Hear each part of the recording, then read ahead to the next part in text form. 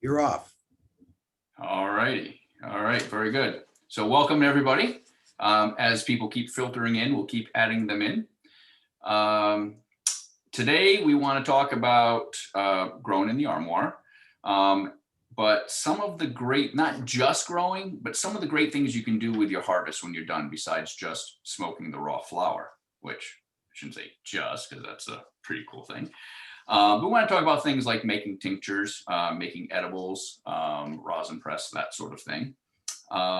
Today we have a panel discussion, just like we did on our last presentation. We have Vincent Vittetti, the inventor of the Armoire, joining us here from California. And we also have John Eaton, the owner of Butter Brewer, owner and inventor of the Butter Brewer machine, a device for making cannabis infused oils and butters, and we'll be talking more about that. First, we want to give a little quick update.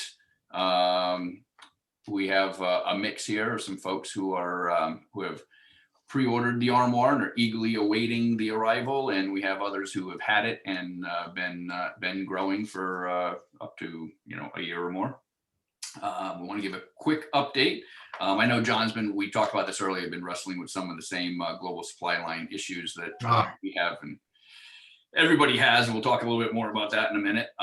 But fortunately, we are just weeks away now and very excited to reveal and announce, I think for the first time publicly, and certainly in detail, our brand new light, our Gen 3X light, we call it the unicorn light, that we have been working on for well over a year, and directly with a manufacturing facility, and have put together our sort of unicorn perfect light, and they are in the box. So this is the new light that will be coming. I'm going to do a quick screen share to show you. I've been, Vincent and I both, we've been growing in the prototype for a while now, and but I've been very cagey about cutting it out of the photos and not really showing it too much. But we're ready to reveal it now. So let me do a quick screen share. Boom. So now you should be able to, can you see my screen? Yes, we can. All right, so here we see, this is basically what the light looks like. And some very cool features. And then this is another close-up of the light under that's mine, a plant that I'm growing now. Vincent, do you want to kind of throw in a few points, point out some of the key features of the new light? Yeah, this light, it's very difficult to design a light for a confined space. And usually you see lights with switches, a veg switch and a bloom switch. We found, and I have a graveyard of lights here. Here's one, this is a quantum board. My office is a graveyard of lights. The biggest problem with cannabis lighting is heat and radiation.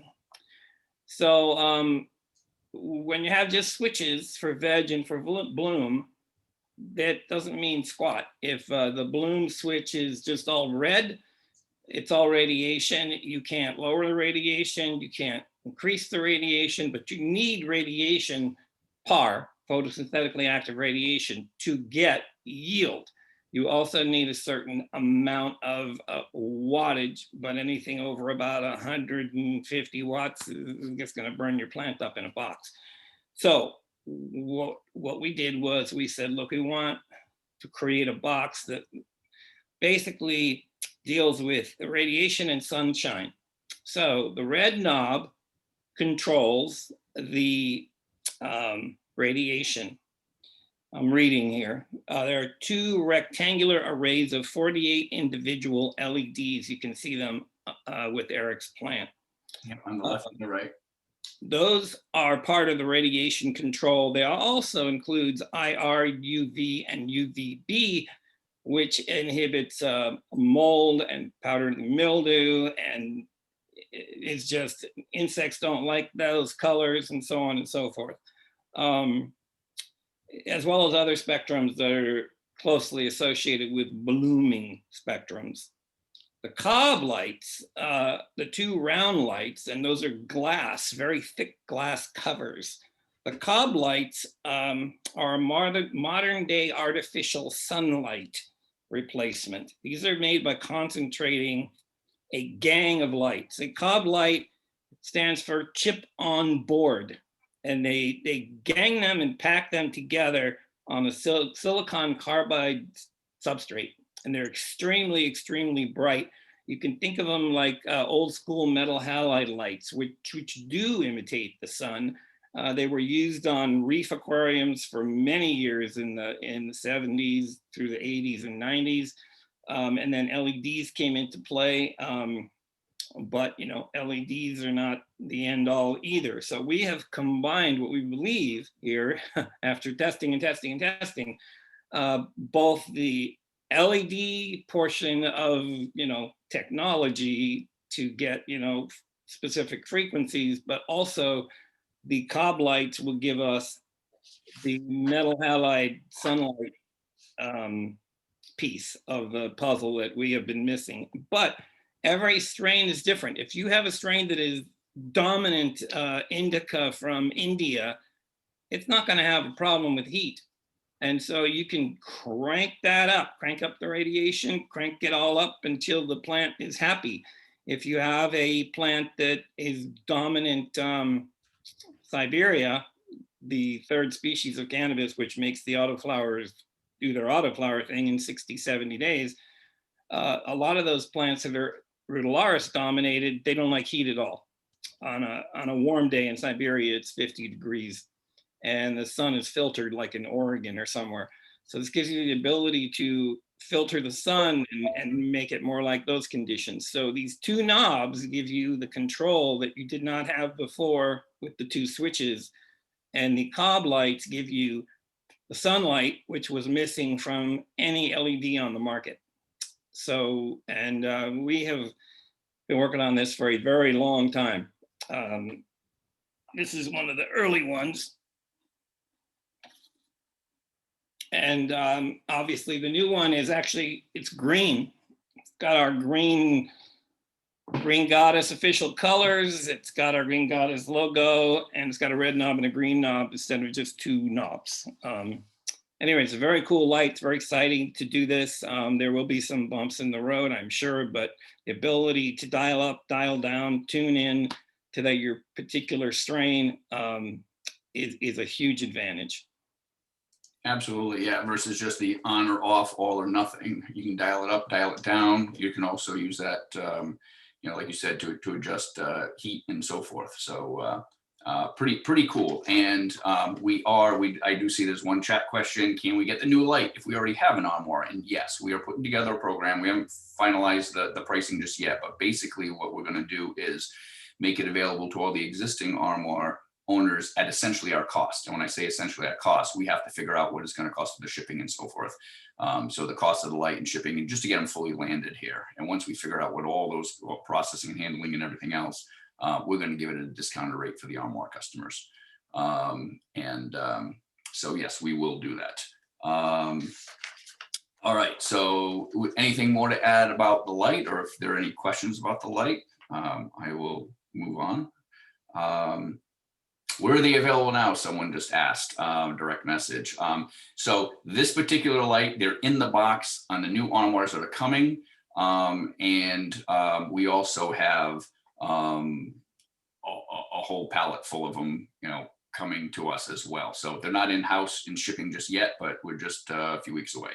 More specifically, this is not an off-the-shelf light. Yeah, this is not an off-the-shelf light. This is, and we will have this light available on its own. Basically, we will put it up on the website. It will be available for purchase. And if someone is buying the new gen Armoire that you're waiting for it to come in, it'll be already in the box. Anyone who has an old one, we will make it available just basically at our cost. We had a question, Bill Lewis asked if how much of a difference does the light make? Will the plants grow faster? The plants won't grow faster, but you can grow plants bigger. Lights affect the size of the yield, not necessarily making them grow faster. Correct me if I'm wrong, Vincent, but okay. So any other questions about the light before we move on? But we're very excited about this. Trying to build a light. This is something, yeah, and as Vincent said, this is not an off-the-shelf thing. We've been working on this for a long time, working with a factory that's willing to do prototypes, send them to us, we test, they know we want tweaks, they send them a new version back and forth and until we get there. What we have been doing, and what has been very difficult, is to get something that not only does a great job growing big plants, and with some of the little secret sauce of that we put behind this as to why we get the yields we do in the box, but also trying to basically maximize par while minimizing wattage. And keeping it in the overall, still in the overall footprint of what we're doing with this box, which is a super, super low wattage box. So I mean, it's pretty amazing. People have said they've tested it at the wall and they're shocked to see that, it's how low wattage the entire box is. So the light itself, do you have the final specs in front of you, Vincent? The light is, someone asked about what the wattage is. It tops out at, I think, 160. Yeah, and that's, about 160 if you had it cranked all the way up. And you'll never get those knobs all the way up to 10. No, and just to give you an idea, if you saw, I can screen share it again for 2 seconds really fast here, and then we'll move on, but I'll show you. I've been growing, if you can see this, this is a plant, this is the black strap from Mandalorian Genetics. I got that through the autoflowerstore.com. This right here is running at the radiation LEDs are at 30%, and the Cob Lights in the middle are running at 20%. So just to give you an idea, I have a beautiful lush plant going, and I have it running at about, like on 1 to 10 dial at like 2 or 3. It's definitely, it's got plenty of horsepower behind it. All right, let me stop the share. Let's come back here. All right, so as I mentioned, we have some guests here today. We want to talk about, so we're growing in the Armoire, and the obvious thing is you're getting flower. We're averaging, like I usually average 4 to 5 ounces. I've gotten up to almost 8. I've gotten 7.8 ounces out of a plant. But I kind of average about 4 or 5 ounces on my grows. And I'm a flower smoker. I'm a good old glass spoon or a glass Sherlock kind of guy, and sit there and just grind it up and pack a bowl and chill out on the couch. But there's a lot of things that you can do when you're growing in the Armoire, doing home grow. You have a lot more control.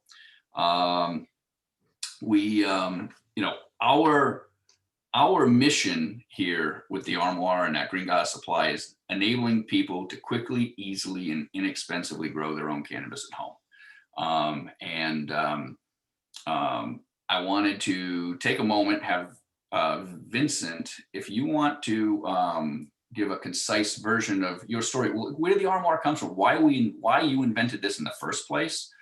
Put a little context to it, and that'll kind of segue us right into talking about edibles and tinctures and other things. All right, well, first and foremost, it's always been, in the beginning, cannabis was about getting high for me. And then I went to college, and in biology and in the botany classes, I learned about genetics and realized that all these bags of weed that came in from Mexico were either from Panama, Mexico, or Jamaica, but they were just, stems, seeds, and really old, dried up flower. And you'd smoke it, you'd giggle, you'd eat, you'd sleep. That was it. But seeds, I learned in genetics classes in botany that there could be gold in those seeds, and there was. And I started growing in my backyard in 1977. I tell people I've been growing since 78, but it was actually 77 because that's when the Marslander landed the Viking, and I remember that's when I started doing it. But it wasn't until 1990, after I had grown every summer and 7 months waiting for the crop, But my mother was diagnosed with cancer. She passed in 1995, and started making brownies. Back then we made brownies out of the sift, out of the leaves. And you think those shade leaves have nothing in them? Think again, they have THC in them. And so we would take that sift and we would use a certain amount of it and put it in a brownie mix, and they would taste like you were eating dirt. But my mother was 76, pretty young actually. And she had no appetite. She was wasting away. She was depressed, and she was in a lot of pain. So I would bring her a pan of brownies every Sunday. And half an hour later, 40 minutes later, she'd say, "What's to eat?" And she'd have a smile on her face. And so it dawned on me that all these anecdotal medical things, whether it be, glaucoma patients or whether it be cancer patients with nausea, that there's some medical stuff behind this that is like, this is the tip of the iceberg. And I know now that they're killing cancers in petri dishes in Israel. So it's always been, from that point on, medical for me. And so anything I've ever grown has been with a medical thought. I've never been a dealer, ever. It's always been personal use. And I gave it to my friends that had medical issues, or my friends that just wanted to get high. But people were begging me, can you teach me how to grow one plant? I've taken your seeds, I've tried it, and they die, or the bugs eat them, or I put fertilizer in there, and instead of growing, it kills them. And this went on for a very long time. And in 1996, I think, in California, Prop 215, I believe it was, they legalized growing at home, not just for caregivers, but for anybody. And that's when and they're very specific. I live in California, but you can't grow outside. You have to grow inside in a box. It has to have a childproof lock. You can grow inside in a bedroom, but the bedroom has to be locked, and you can't have window access either visually or any way to get in. But if you're growing in your bedroom, you're probably a dealer or something. It's a side hustle for you. I'm not sure, but in a box, my thought was a box in the house. Let's make it look like furniture, and that's kind of where it came from. Make it look like furniture. Let's put a child lock on it. And the first one I built, I used this wallpaper I bought from Amazon that looked like a barn, and it's called Barn Board. And Eric and I hadn't talked for a few years, and I called him and we talked, and I found out he had a consumable kind of accessory business going. And I told him about the box and showed it to him, and he said, "Can you make me 2? I need them in a month." And I said, yes. And then I regretted it 10 minutes later because I had to build 2 in a month. And I'm not good at building anything. But my family, I have a blue collar family of carpenters and iron workers, and I'm the musician in the family. So I got some of them to help me build the 2 for Eric. I got my nephew to help me build the 2 for Eric over a weekend. And Eric took him to the Freedom Rally, and he had a booth going into the park and a booth going out of the park, I believe. And people were throwing money at him. And that's kind of where it started. Eric enabled it. Eric believed in it. Eric got it. The light bulb went off. And then Eric tried it. I don't think Eric had grown prior to. I'd never grown before. I've been consuming for about 20 years, but I'd never grown. So 2017, I sent him 2 boxes and took him to the Freedom Rally. And then I told him the protocol, how to do it. And the protocol came from, Eric best describes it as Vincent took all of his knowledge of 30, 40 years and condensed it down. But what really pushed it over the edge were the autoflowers. You can grow regular cannabis in the box, but it's a 5-month journey, and you will need to add nutrients, and you will need to test your pH all the time. You will need to deal with your humidity all the time. You don't have to do any of that with the autoflowers in the box. You really don't. Some people do, they do, but I don't.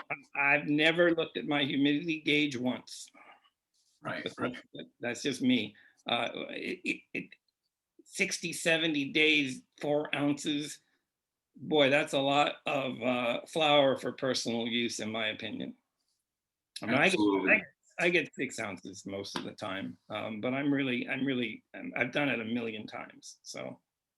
Right. So the, and like Vincent said, the bottom line is what we did was, because we have a specific environment, we control the environment, we control the fans, the light, everything.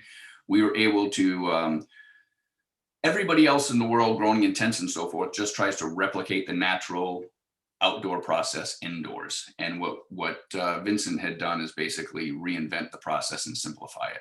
And then we built a whole system around that to support that. Yeah, and in a nutshell.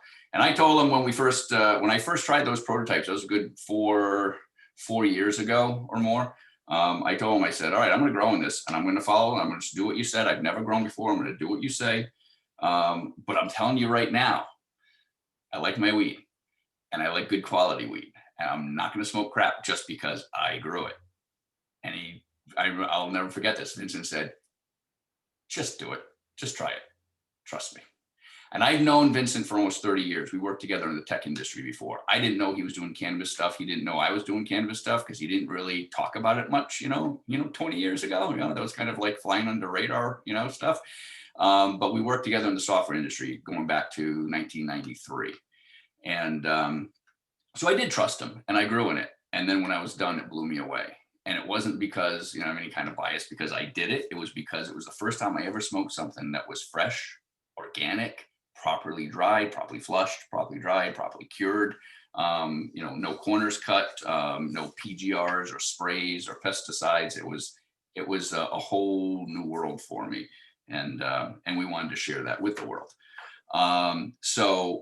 As Vincent was saying about, making edibles for his mom, the medicinal side, we are, true believers. I mean, I think I can go back 30 years ago and say, oh, it's medicinal. Sure it is, wink, wink.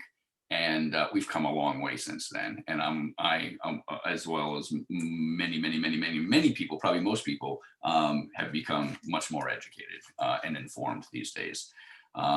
So we want to talk a bit about that because when you're growing in the Armoire, obviously you can get some fantastic bud, some great flower, but there are other things you can do. We have for the Armoire, we have a Facebook group. Many of you who have it know about the Facebook, who have the Armoire, know about the Facebook group and know, for example, Eric Bertrand, who's here in Massachusetts. He's got a rosin press. He makes his own rosin from the Armoire, grows in the Armoire and then presses it. He likes to dab, so he makes his own dabs. That's pretty straightforward. A heat, a press, and you're off to the races. It gets a little more involved when you start getting into things like tinctures and edibles and things like that. And that's where we have John Eaton here to talk to us. He's got a product called the Butter Brewer.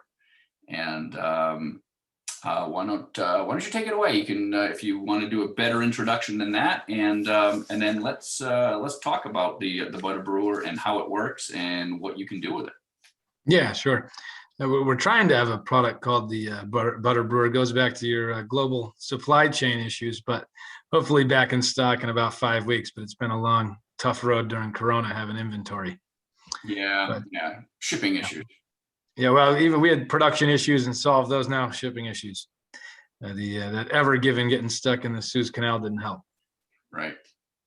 So the Butter Brewer is a device that's geared towards infusing your butter or oil or making tinctures, and it just takes a lot of the guesswork out of doing it in the stove and burning things, and it just prevents all those issues. As a set it and forget it, you could set the machine, put in your ingredients and hit the start button and leave the house and come back. It'll be done, when you get back.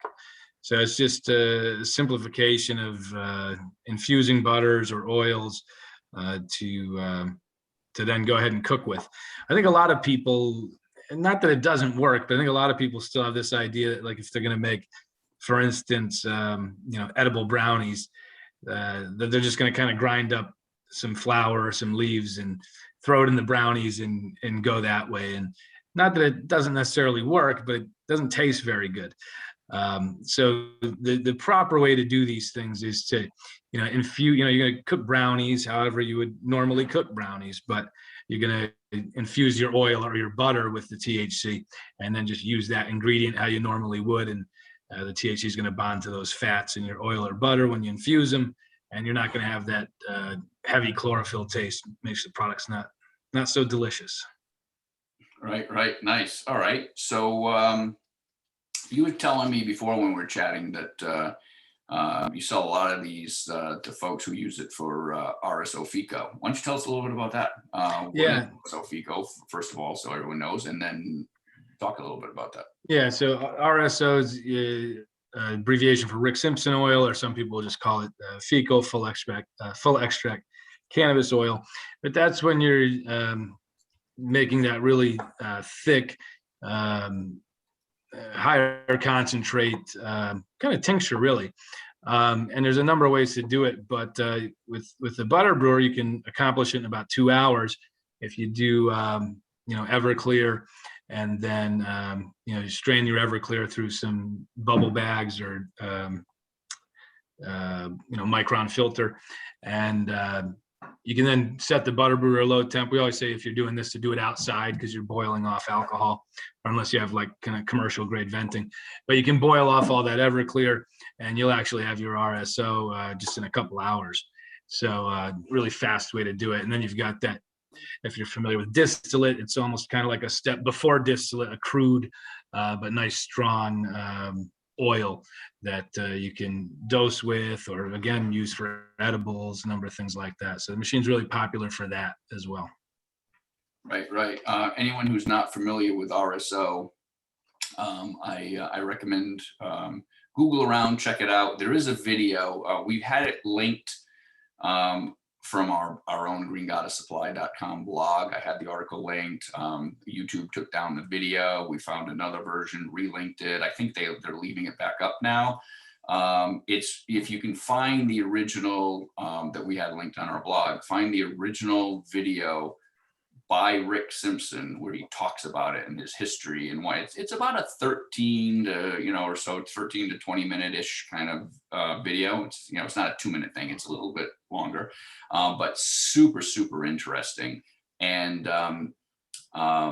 really educational. And he talks about what he does and just really creating a very super strong concentrate and for medicinal purposes. And it's that with all of the cannabinoids to create that sort of entourage effect, if you will, and basically comes out with this like black paste, but that just even a small little like pea-sized makes you on your butt for for the rest of the day. And but then you build up a little tolerance. You just do it every day and build up a tolerance.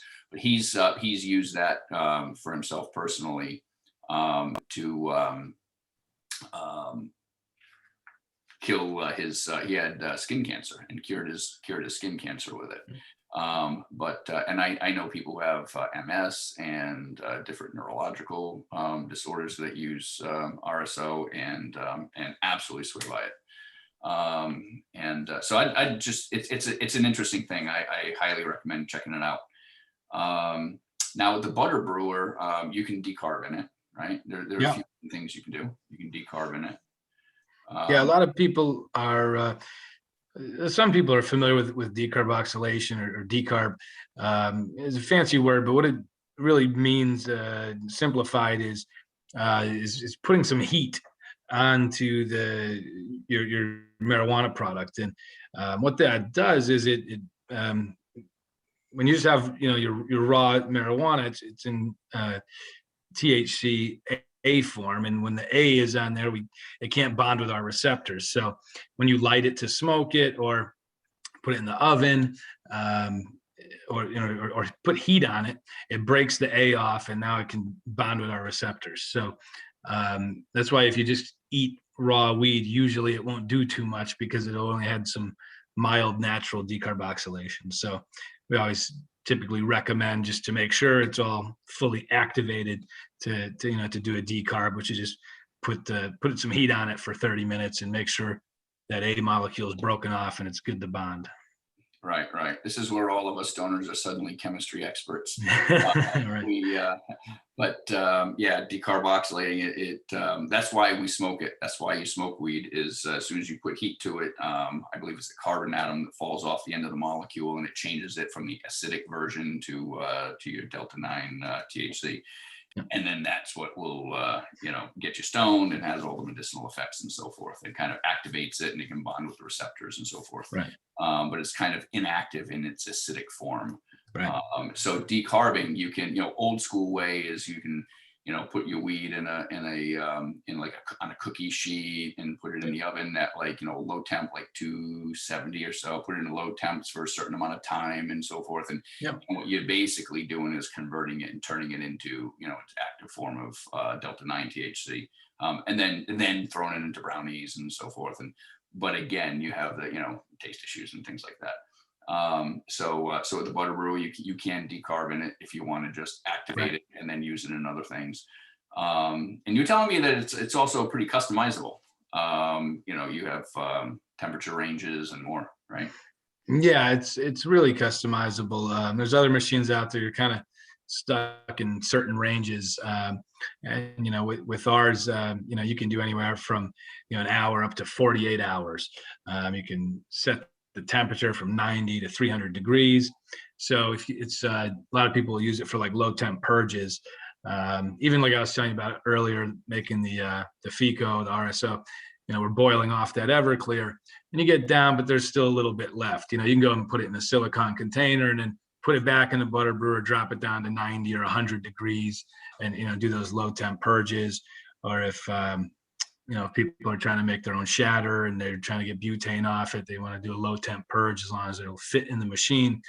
So it's good for low temp purges like that. But really, you can put food in it. You can cook food in it. It goes to 300 degrees. You can do anything you do in 90 to 300 degree range. Our stir is removable. So if you don't want it stirring for some reason, you can take the stir off. Very simple, depress and just twists out. So just a big range of different things you can do with it, 90 to 300. Nice. And has some timer features too, correct? Yeah, 1 hour to 48 hours. Nice. So, you talk to some of these old school guys and I put my butter on the stove for 6 hours and they're sitting there watching it. And I said, well, you can still do it for 6 hours in ours and you don't have to watch it, but usually 2-3 hours does the job, but some people want to get every last drop. So nothing wrong with that. I have a grower who is a baker, bakes confectionaries, cookies and candies, and he decarboxylates his buds, which he says essentially turns them into dust. And he uses that dust as a spice. He does not make cannabis butter. Yeah. He uses regular butter and he'll grow like a peanut butter strain, or he'll grow a bubblegum strain, or he'll grow a lemon strain, and then he'll make lemon cookies, bubblegum cookies, and he uses it as a spice, and you can see they're speckled. The cookies are like speckled, and you cannot taste the cannabis. Wow.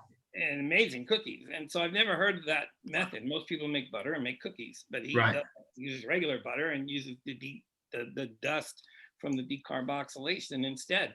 Yeah, he's using the real flavoring. That's pretty cool. Yeah, very interesting. All right.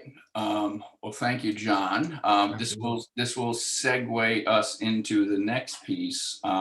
Louise was supposed to join us and was unable to join us because her husband, Paul, those of you in the VIP group may have chatted with him back and forth a little bit here, but Paul had went in for a triple bypass. And is resting and doing well. They said it went well and he's doing well, but she wasn't able to be here today. She kind of got her hands full with that, which I can certainly understand. But she sent over what she was going to talk about, and I figured I'll take a minute. It won't be as fun as her presenting it herself, but I'll go over it real quick. I'll do another quick screen share for you guys to show you something. I thought this was pretty neat. If you can see my screen here, this is the Armoire in her house, closed up. This is the Armoire open of one of her grows. Her story is that she had been consuming, had been a consumer for years. And she was going to the dispensary regularly for herself, her husband, and their adult son that lives with them. And she was buying THC tinctures, and the tinctures were pushing about $90 a bottle. And she was like, it was getting a little out of control on the cost. But the bigger issue, even if she was willing to suck it up on the cost, the bigger issue was that she couldn't always get what she needed or what she wanted. For adult use, if you are merely looking to get high, then, like if they don't have this strain, but they got that, they don't have Pineapple Express, but they've got Durban Poison, all right, whatever, roll with it. But when it's for medicinal purposes and there's a specific set of cannabinoids, and she was looking for that entourage effect of the total plant, all the cannabinoids and terpenes and everything working together for maximum effect. And there was certain strains that she wanted that had certain ratios, she wanted a 1-to-1 ratio. And she wanted indica. So she knew what she wanted, and she couldn't get, at least she said, probably 80% of the time she went to the dispensary, they didn't have what she wanted. So she couldn't get what she really needed. So she had never grown before, knew nothing about it, and was kind of petrified about the concept of, growing plants and getting a Charlie Brown tree and kind of, screwing it up. And that's when she found the Armoire. So she bought the Armoire, and basically, like we often say, paid for itself in its first grow. And if you can see my screen here, these are bottles. These are some of the tinctures that she made. She said in her first grow, she grew exactly the strain that she wanted, had full control over that, and that she got 15 bottles of her tincture out of 1 ounce. And she said that, all right, I'll stop sharing here, we'll come back. So she was saying that on her very first grow ever, she got 5 ounces. And she used 1 ounce in a recipe with an MCT oil, coconut oil. She was able to get 15 bottles of tincture out of that 1 ounce. And she goes, I still had 4 ounces left. She was like all excited. She's like, I still had 4 ounces left. I'll let you do the math. She goes, this was amazing, and paid for itself in the first grow. And she's done 6 grows now since then. And she's rock and roll, and she's off and running. And what she did is she did it in a like the Butter Brewer, she did it in another similar unit, and just basically put in 1 ounce of cannabis to, I believe it was 2 ounces of oil, and then basically said close it up, push the button, and walked away, and came back, and rock and roll. So pretty straightforward. And we are going to be sending out email blasts and so forth. We're going to be publishing some of these recipes for folks. We're pretty excited about sharing this information of all the cool things that you can do with it. So we'll be publishing that. But tinctures, and I'll tell you, maybe I'm just not very imaginative. But I know people take flour and press it and get rosin and do dabs. I know people would make their own butters. I'm thinking that's way too complicated for me. That I'm thinking, melting butter and decarbing things in the oven and then mixing it with the butters and just this whole old school process. So I thought that was too complicated for me, and was not super familiar with all the devices that just make it so much easier. And I really, and this is the part that I was saying as far as me just being unimaginative, I never realized that you can make your own THC tinctures. And that's really cool. Vincent. Let me say something about Louise. She told me that those tinctures are about $90 a bottle at the dispensary. Right. And she also told me she got her entire family off of Big Pharma. with those tinctures. And she told me that she won't buy at dispensaries because of pesticides, PGRs, and other chemicals that go into growing commercial cannabis. And if you want to think of her in your head, if you've ever seen the Jetsons, she's the mother, she's Jane, that's Louise. Yeah, Louise and Paul are awesome. They really are. I had the pleasure, they're local here in Massachusetts, and I had the pleasure of going out and actually bringing them their Armoire unit back a year ago when we did a local delivery. And I went out and I got to meet them and so forth. But yeah, $90 a bottle. She got 15 bottles, right? So 15 times 90, that's $13.50, and that was out of 1 ounce. By the way, you saw that plant. I want everybody to know that that plant came about, that's like her 5th or 6th plant. We really had to mess with the lighting. So she's home all day. So she was okay with turning one switch on for 8 hours and then turning both switches on for, 12 hours. And so we didn't run both switches at all times. We didn't run just veg for a while and just bloom. We found a combination and hours that worked so that her plants were perfect, and we would dial it in that way. But it's a pain in the ass if you're not home. That's why this new light with the knobs, once you set it, you forget it. Once you dial it in, you dial it in. Right. It's really a breakthrough. It really is. Now, the other thing that I'll mention, yeah, absolutely. Yeah, that's why we're really excited about it too, and you get so much more control.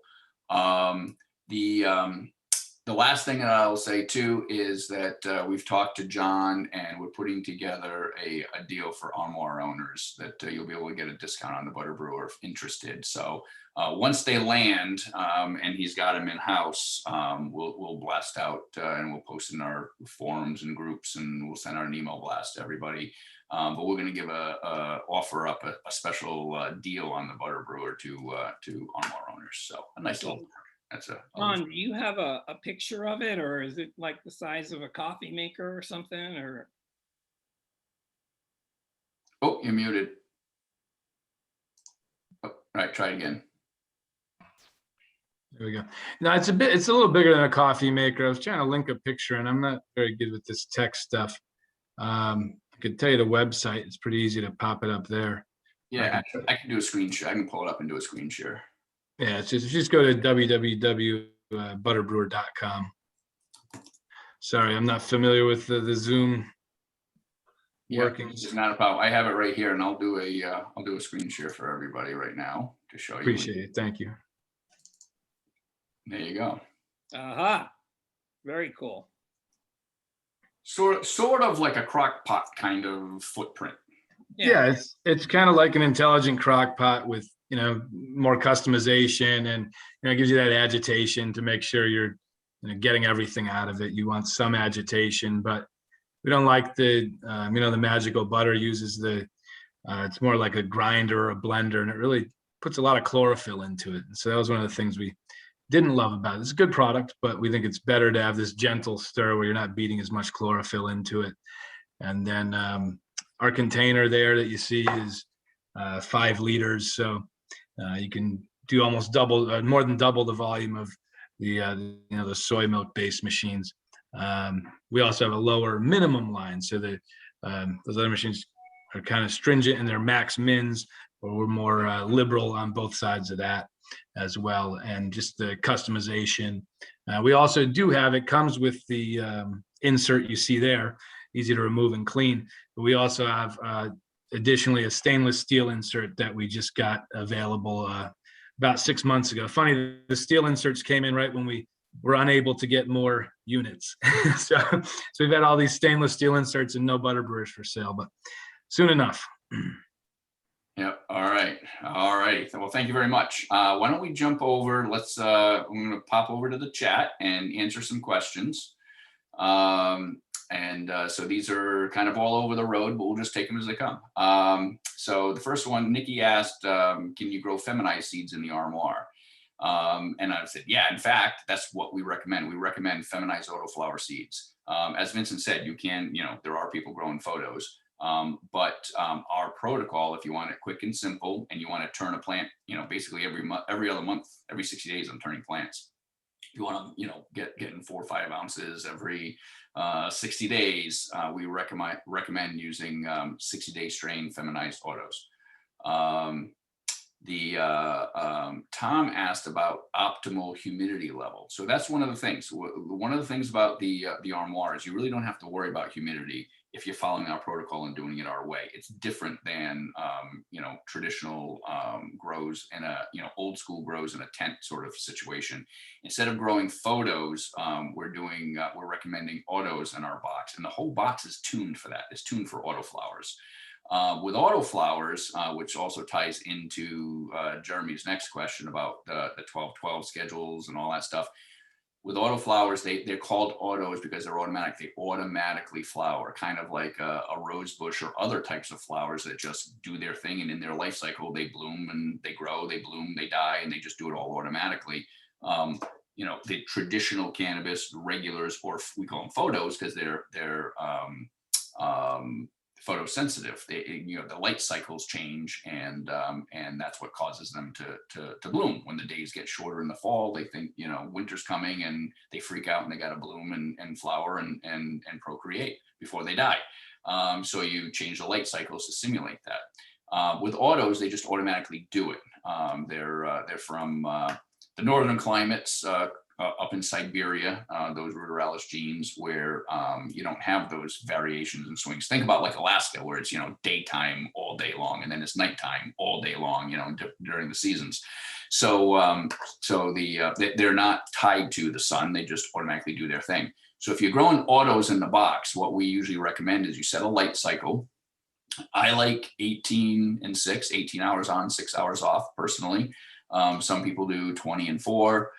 Some people do 24 on all the time, 24 and 0. You can do that. We don't recommend it. That's a whole topic for another discussion another time. We don't generally do that. So we like either 20 and 4 or 18 and 6.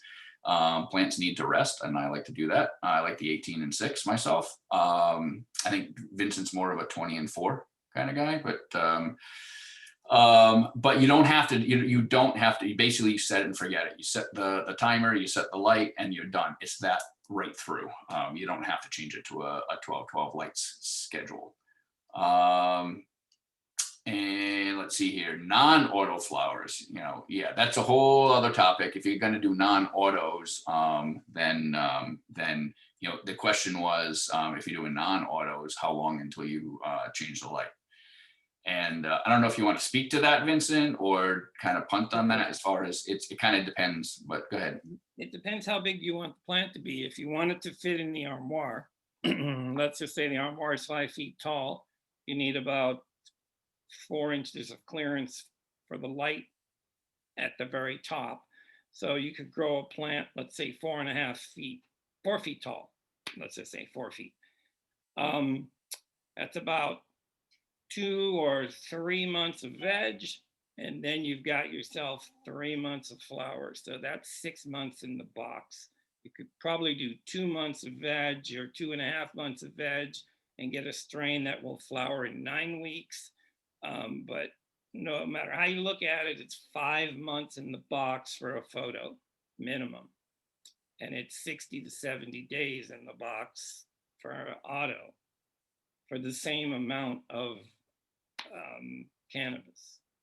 But one of the things with auto that is different is that you have to buy curated seeds. You can't buy, I tell people, stay away from funny names and free seeds, because autoflowers are just now coming into their own in terms of genetics, in terms of strong genetics.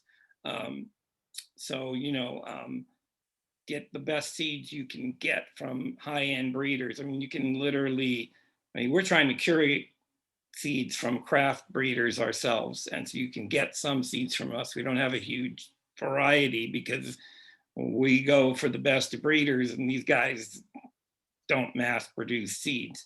However, if you just Google top 5 autoflower breeders, you'll probably find some of these guys, and then you can find where their seeds are sold.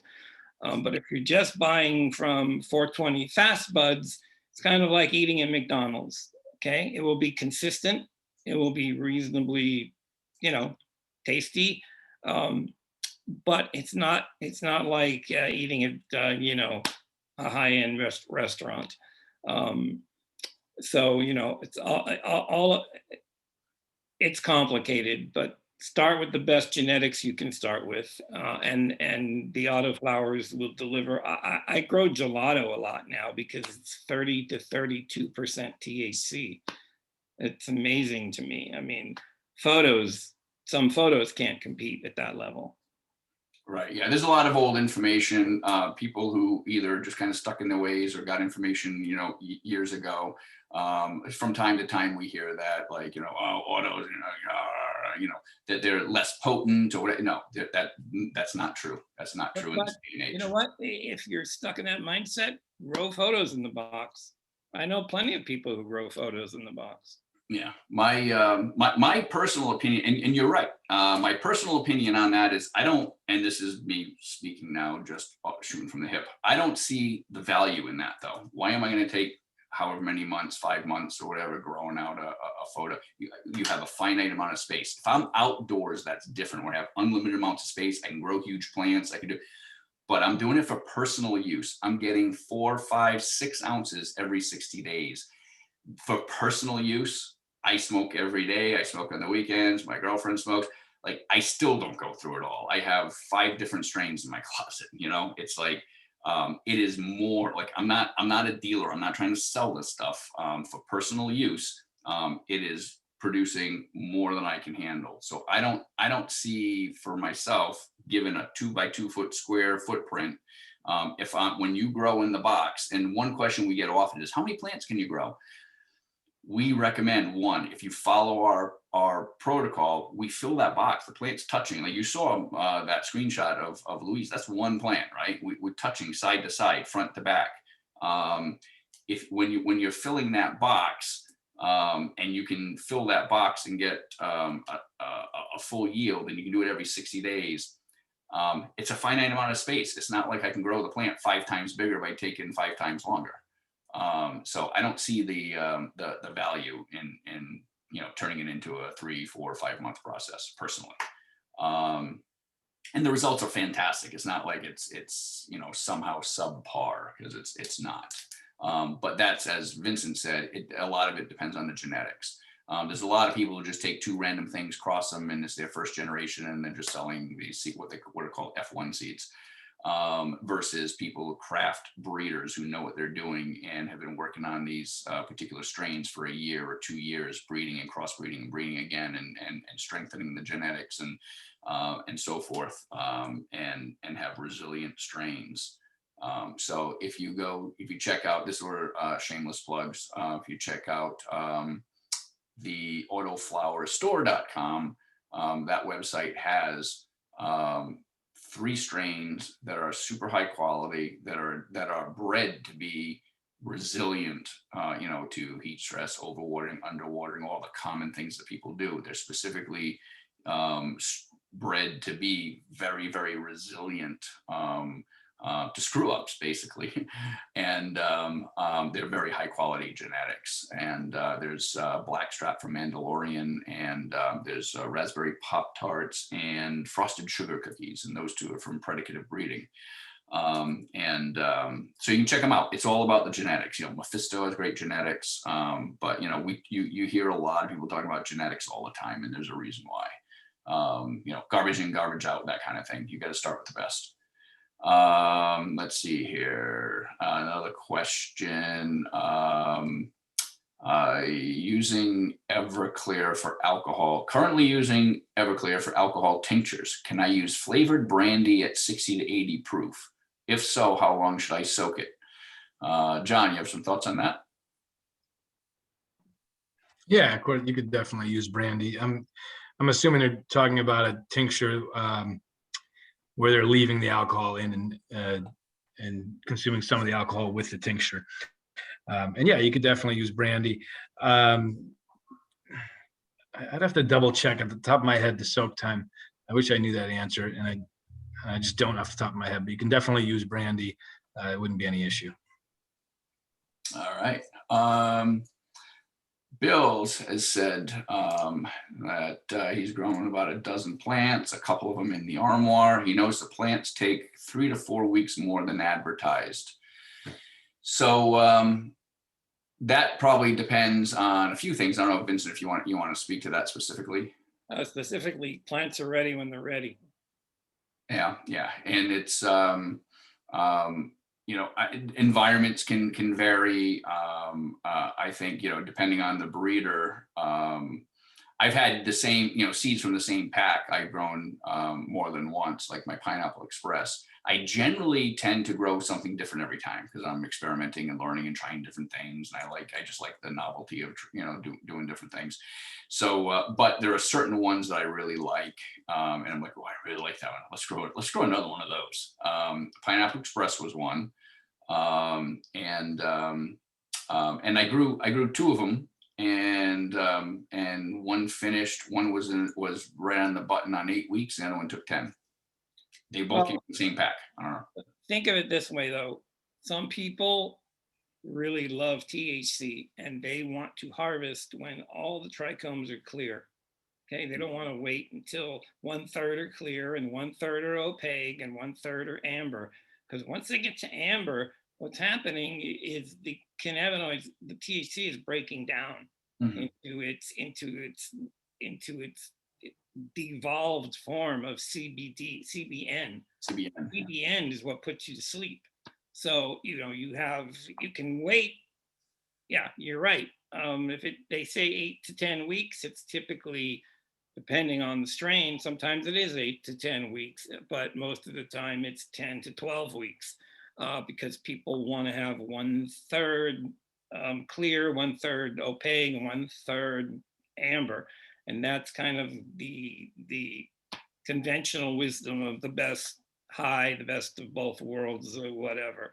But there are other people who like the more sleepy stuff, and other people want to be up. They want to write the book. They want to write the song. They want to whatever, change the world. And those guys, they don't want the stuff that's broken down into the stuff that puts you to sleep. Think of an apple. You take a bite out of it, you put it down on the table. 5 minutes later, you look at it, and the bite is brown. It's no longer a white or yellow apple. It's already breaking down. It's already oxidizing. That's what is happening to those trichomes. They are oxidizing in a downward motion. Right. That's why you need to harvest them and cure them and lock in the cure and the flavor and the terpenes where you want them. And that's what those humidity packs are for, to lock it in. Right, and that's actually something that I've been playing with more recently. Is when I'm doing an uplifting sativa, I will harvest it a little on the early side before anything starts even turning amber. As soon as I see the first thing starting, I'll harvest it. But when I do my heavy indicas, because I want to just lights out and be drooling on myself on the couch at night, my sleep aid, and that's why I started smoking originally, was for insomnia. So when I'm growing my heavy indicas for nighttime stuff, I let them run long, and it may be an 8-week strain, but I let it go 12 because I want it heavier amber, and so I kind of time it a little bit on the grow side, get a little jeweler's loop, and I check those suckers out. I know we're getting to the end here. Let's try to jam in a couple quick. A couple of questions about germinating. Grower's Choice recommends doing paper towel to let seeds germinate. I will say this, it depends. Something like when you're talking about Grower's Choice, they're selling just all kinds of seeds, and they sell a whole mess load of traditional photos. So photos are a little different. Autos grow so fast that they don't like to be upset, and they're much more sensitive. So our protocol is we germinate right in the soil. I have germinated in paper towels and then tried to replant them and so forth. I've found my experience mimics what you read online, which is that with an auto, if you disturb it, sure, it'll grow, but it ends up being stunted and a little on the smaller side. I don't know if you have any, we got to wrap up, but I don't know if you have any quick thoughts on that, Vincent. No, they like to grow where they live. They Yeah. like to live where they grow. Yeah, they're going to come out with that tap root. They're going to start doing their thing. It tends to be, we find that with the autos, you know, the way I say it may or may not be a great analogy, but it's kind of like, you know, when like stress training and things like that, we don't do the high stress training. We don't recommend clipping and things like that. That if the plant has to sort of stop and lick its wounds and regenerate, when it only has about 4 weeks of veg to grow, and then it starts blooming, you don't want it taking a week licking its wounds. You want this thing growing and focus on what it's doing. So you don't want it, you know, preoccupied by trying to reorient itself, trying to, you know, get its shit together, so to speak. You want that thing just growing and getting as big as you can. And so our official protocol is we put it right in the soil, and we have videos on this about how we do it. There is a process to soaking the pot. You know, Vincent's worked out a whole protocol that we've documented for growing in the Armoire. Yeah, And, just to understand that when you get a sprout, 7 days later, that taproot will hit the bottom of that 5-gallon pot. If it encounters dry dirt on the way down, it will cause a shock, which will cause some form of stunt. It may be mild, it may be radical. As soon as it's done with that, it starts growing out vertical roots all the way from top to bottom. And you don't want those hitting any dry spots either. So it's very important. But once you get a full plant in there, the water meters are really useful. Put the plant through a wet dry cycle. When you have a full plant, you know, after 3 weeks or so, after stress training, but water that thing till the meter's on 6 or 7, and don't water it again till the meter hits 3 or 4, and water at least 25% of your water from the saucer to make sure all of the roots are stratified from the bottom up. all right, good deal, good deal. All right, I think those are all of the grow questions. We talked about the Armoire and deliveries and so forth, and we're gonna have some announcements we'll be able to email out everybody over the next week or so. You know, we're expecting them to finally land, you know, in a few weeks. And we apologize, but it's killing me too. It's just all global shipping and delays and boats getting canceled and all kinds of it's driving us bananas. But we'll be getting those in hand shortly. And we have done a bunch of things. We haven't really talked too much about it, but we've done a bunch of things behind the scenes to try to speed up all those deliveries as well. We've opened up, we went from 2 to 4 different distribution warehouses around the country. And so forth, to all kinds of things to just speed things up as much as we possibly can and get them into your hands.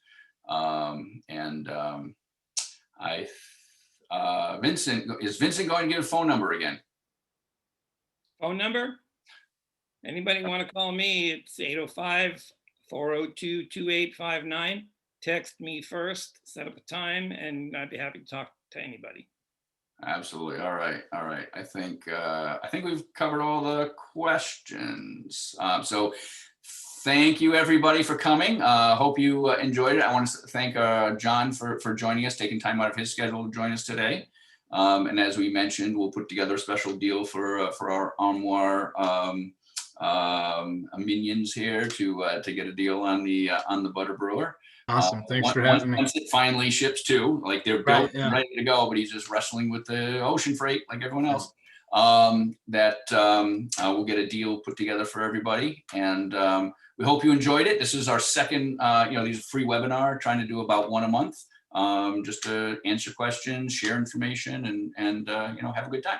So thank you all for coming, and we'll look forward to seeing you next time. Thanks, guys. Thank you, Thanks. everyone.